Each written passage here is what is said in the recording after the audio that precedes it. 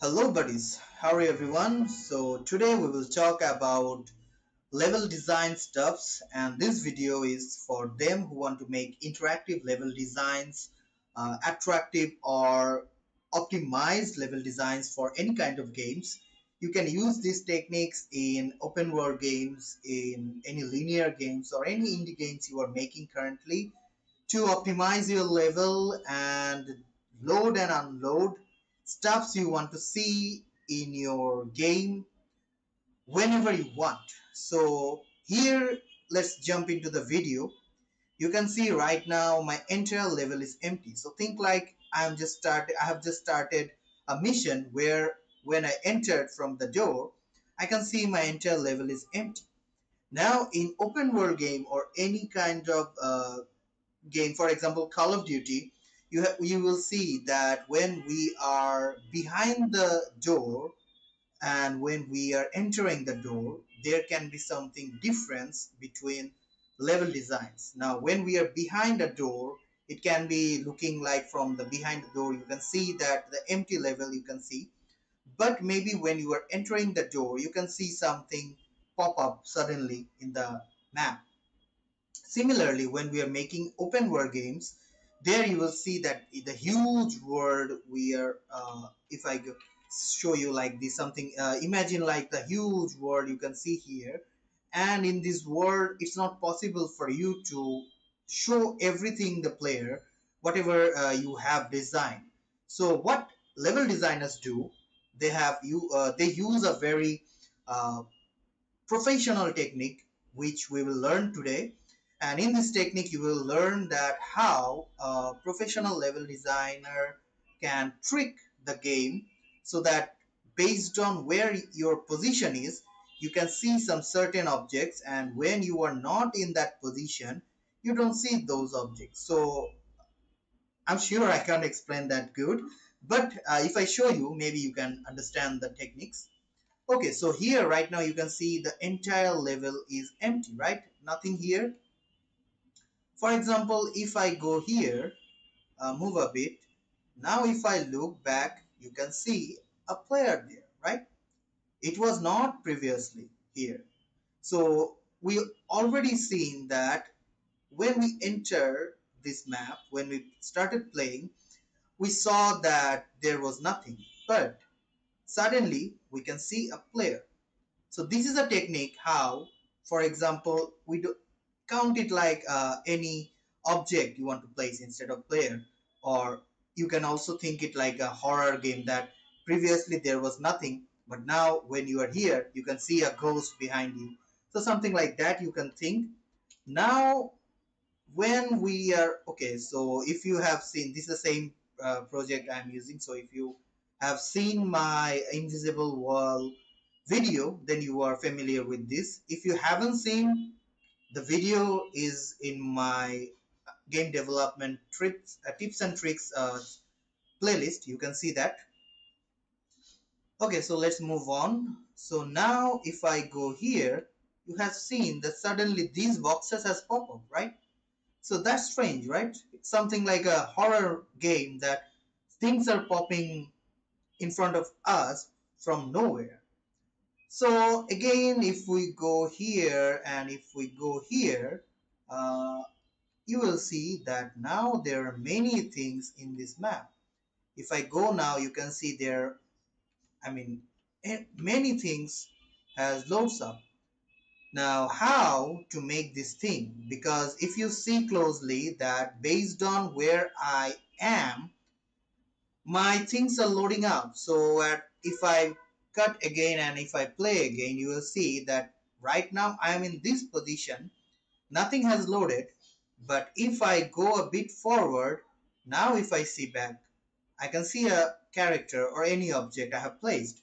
Similarly, if I see the entire map, no boxes, no blocks, nothing else. But if we go a bit more forward, we can see that our boxes has been loaded, right? Similarly, if we go a bit here and keep moving, if we keep moving here, you will see nothing here, right? Nothing, no collision, nothing. We can move freely. But if we go close to this box and if we go forward, now you can see we have many objects here, right? Now our entire level is looking a bit more filled with structures and objects, and these entire mechanics in level design we call data layers or data layers. So now let's see how we are making this thing in Unreal Engine 5. Firstly, you will see that here are the things that got loaded, and we saw firstly like this, nothing.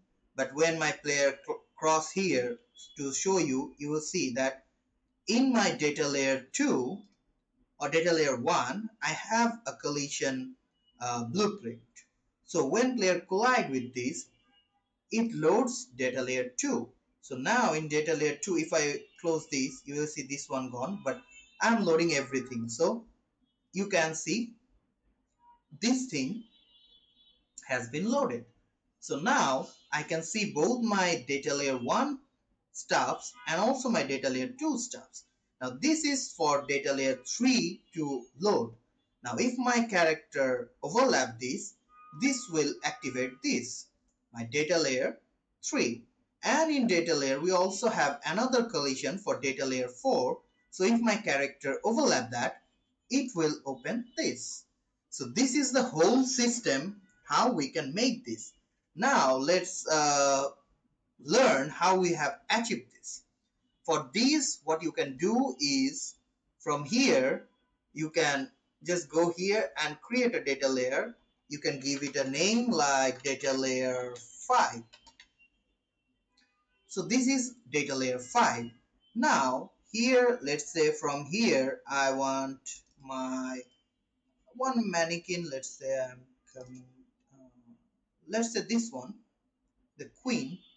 I want it to be here with uh, any animation or anything you want. I'm just showing you how to work with these. Now if I see, let's say running forward. Okay, so this one I have just added. Now if I right click and select, while you have selected this, if you press add selected actor to selected data layer. Now if I click this, and if you see when I turn this off, I don't see my character, but when I turn this on, I can see my character. Okay, so our how we create data layer and assign any stuff in data layer you have already seen, right? Now how will we load this? So to load this, of course, like this, we need to create one here, let's say for one here. So let's make thing from scratch instead of copying this. Taking an actor, giving this name BP load data layer 5. Okay, so here what we will do is, first thing is we will take a box collision, and you can just scale it up however you want. So we have taken a box collision. Even if you want, you can make it a big, so that even player jumping, it can work like an invisible wall. So first thing is we take begin collision, remove this, let's take it here, and from here we will take get data layer manager. So we have taken the get data layer manager, and from here we will call set data layer runtime state. Remember one thing, that we need this one so that when our character overlap on that runtime, it loads our object. So what we want to load? We want to load our data layer 5, and we want it to be activated. We want it to be activated. Even if you want, you can use loaded. What the loaded means, when you are overlapping that, it will load that data layer, but it won't show. So it can be like, for example, when you are here you can use one node to make this loaded. So let's say if I select loaded, So what it will do is it will load your map or this part here. It will load your this part here, so it will be loaded. So it will make your this thing loaded, but you can't still see it until you gave it activated. So that's why I gave it this way. Also, let me show you same time that when I have this, I don't want this or this. So what I can do is from here, I can also set data layer runtime state, and from here what I can tell it that unload data layer 2. So it will unload the data layer 2. Now if I drag this from here, if I drag this here and put it here, let's say I'm putting this, and also I want this to be added in data layer 4, so that when data layer 4 loads, data layer 5, this blueprint also get loaded. Now if I play, nothing you can see. When I go here, you can see this character. When I go here, you can see this. When I go here, you can see these, right? You can still see that model from data layer 2. Now when I come here and I overlap, now you can see that model has been disappeared, which was previously here, but we got our data layer 5 mannequin in the animation we have given. So using this technique in level design, you can create professional level designs where you can decide what part you want to load, what part you don't want to load. For example, like you can see right now that as this thing is already here because I have just unloaded level data layer 2, not data layer 1. So as I overlap, data layer 2 again pops up. These things don't work because they have already loaded. But again, if I go here and if I overlap, you can see data layer 2 item already disappeared. So this way you can make your rooms, you can make your blocks, and you can decide that okay, when player is in this room, you want your another room, everything, every asset to be disappeared, to be unloaded.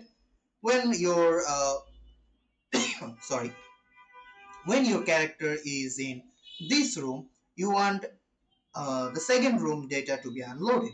So this way you can make your game optimized. You can make this in open world.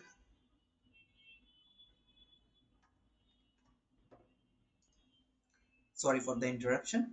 So this way you can make your open world design. You can make linear games design. You can make dungeon game design. So this way you can make anything you want. Even if I want now that when maybe data layer 2 loaded, I want this data layer 1 to be unloaded. So I want data layer 1 to be unloaded, so it will unload. Okay, I need this to be connected. So this way I can make everything I want. So even when data layer 2 loaded, uh, okay, so when data layer 2 loaded or 1 loaded, what is 1? Okay, 1 is by default. So when data layer 2 loaded, what we can do is here we have unloaded these. We can also unload, for example, data layer 5 we also want to unload. So now if we go here, we press this, nothing here. If we go here, we loaded it. But if we go anywhere else, it won't do anything. If we go here, 3 loaded. If we go here, 4 will load. Yeah, 4 loaded. And you can see uh, if I go here, you can see my 5 has loaded, but my data layer 2 has been disappeared.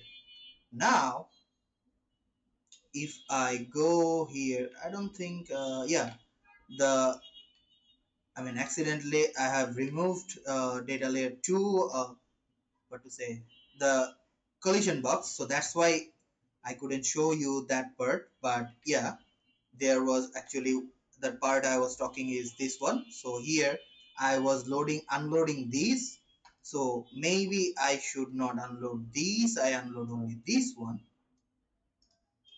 if available. And for here if I go to the 5, then I can unload these two.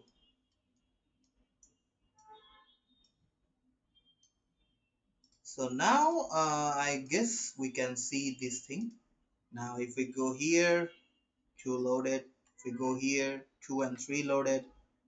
If we go here, 4 loaded. If we go here, 5 loaded, and other things got unloaded. Now if I go, maybe I can load 2 again.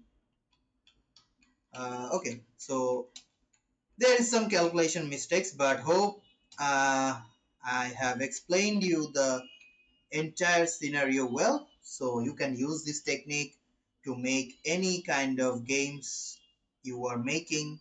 As I mentioned, you can use this in linear games, you can use in open world, you can also use in dungeons. So something like if I count this part as one dungeon block, so when player cross this part will unload by, and this part will load. So this is how you can work around with this. Let me know what else you want to learn from me, and if you haven't watched my previous videos in this playlist, feel free to go and check out those cool videos where I shared many more tips and tricks related to Unreal Engine game development and game designs. So you can check it out, and if you like my video, please feel free to subscribe, comment down what next video you want from me, and also give this video a thumbs up. I will see you in the next video. Thank you. Allah Hafiz.